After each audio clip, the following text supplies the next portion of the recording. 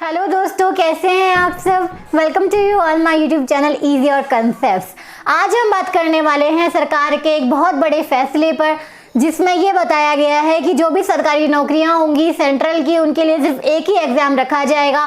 उस एक एग्जाम के कौन कौन से नियम है, इससे किस किस तरह की जॉब लगेगी, उसके लेवल कौन कौन से हैं और वो एग्जाम किस तरह से होगा, आपको ये सारी इंफॉर्मेशन सिर्फ इसी वीडियो को देखने से मिल जाएगी। कृपया मेरी इस वीडियो को यदि बच्चा पढ़ता है तो इसको बचपन से ये सिखाया जाता है कि पढ़ लिख के बड़े होके तुमको एक सरकारी अफसर बनना है, पढ़ लो तभी सरकारी नौकरी मिलेगी। क्योंकि अभी भी यहाँ पे सरकारी नौकरी का इतना ही क्रेज है जितना पहले था। अभी भी कितने करोड़ बच्चे सरकारी नौकरी की भाग दौड़ में लगे हुए हैं और लगातार पढ़ाई कर रहे हैं। अभी सिस्टम में पूरी तरह चेंज कर दिया है।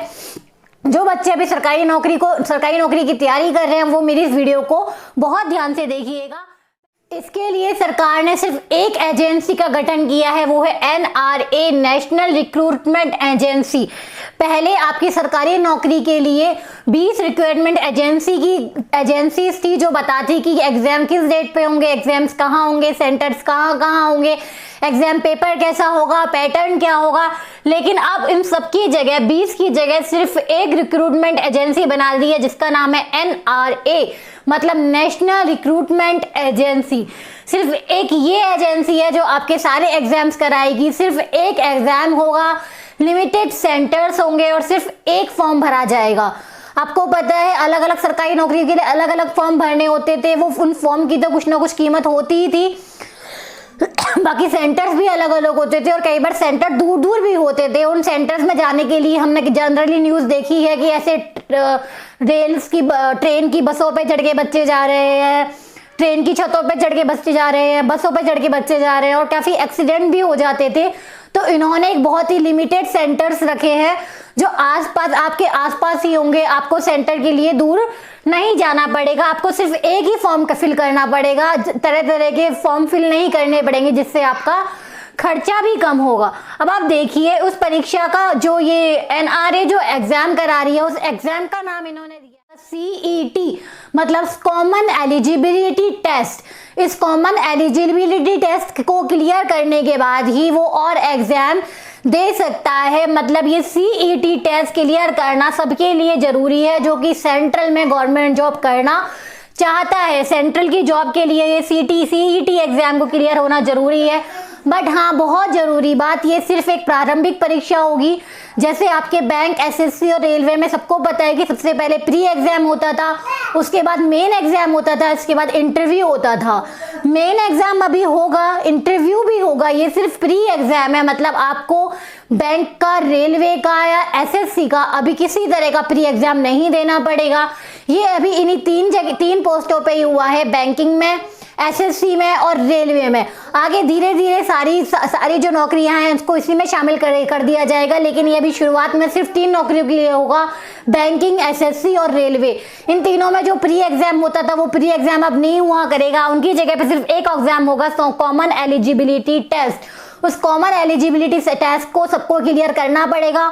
उसके बाद ये एग्जाम जो है वो 3 साल तक वैलिड होगा। उसके बाद यदि उसके रेलवे का एग्जाम देना है तो वो रेलवे का दे सकता है, मेंस। ठीक है, प्री उसका क्लियर है। प्री सारी इन तीनों एग्जाम का प्री खाली इस एक एग्जाम से क्लियर हो जाएगा, वो है CET। अब उसका प्री क्लियर हो चुका है। अब जब उसके बाद यदि उसको रेलवे का एग्जाम देना है तो उसे रेलवे का मेंस देना पड़ेगा। CET क्लियर करने के बाद बैंक का देना है तो बैंक का मेंस क्लियर करना पड़ेगा, और SSC का देना है तो SSC का जो है एग्जाम, जो मेंस है वो क्लियर करना पड़ेगा। मतलब सीधी सी बात है कि सबसे बड़ी बात है CET, पहले CET को क्लियर करो, उसके बाद आपको जिस फील्ड में जाना है आप उस फील्ड में जा सकते हो। आपके CET के मार्क्स आपके 3 साल तक वैलिड है। वो ऐसा भी कर सकता है कि वो 1 साल वो रेलवे की तैयारी करे, ठीक है, 1 साल रेलवे के पेपर दे, दूसरी साल वो बैंकिंग की तैयारी करे और दूसरी साल बैंकिंग के पेपर दे, और तीसरी साल वो SSC की तैयारी करे और तीसरी साल वो SSC के एग्जाम दे। इस तरह से एक CET क्लियर होने के बाद उसका सबका प्री क्लियर है, उसे सिर्फ मेन और इंटरव्यू की तैयारी करनी है।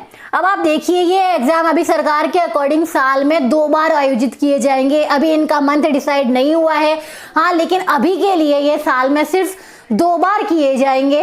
अब ये जो एग्जाम्स हैं ये किस तरह से होंगे, इनका पैटर्न क्या क्या होगा, इनका लेवल क्या क्या होगा, ये एग्जाम्स अलग अलग होंगे। 10वीं पास बच्चों के लिए अलग होंगे, 10+2 मतलब 12th पास स्टूडेंट्स के लिए अलग होंगे, और ग्रेजुएशन पास स्टूडेंट्स के लिए अलग होंगे। उनके हिसाब से इनका अलग अलग लेवल बनाया जाएगा। इस तरह से इस एग्जाम के 3 लेवल होंगे। एक तो होंगे 10th पास स्टूडेंट्स के लिए, एक 12th पास स्टूडेंट्स के लिए, और एक ग्रेजुएशन वाले स्टूडेंट्स के लिए।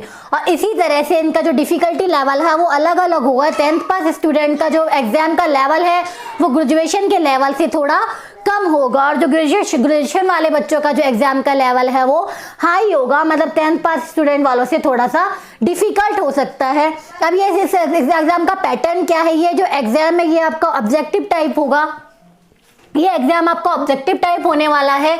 जिस तरह से पहले जो एग्जाम में लैंग्वेज होती थी हिंदी और इंग्लिश, ये वाला एग्जाम भी आपका 2 लैंग्वेज में होगा, हिंदी और इंग्लिश। लेकिन सरकार के अकॉर्डिंग इस एग्जाम को आगे जाके 12 लैंग्वेज में कन्वर्ट किया जाएगा।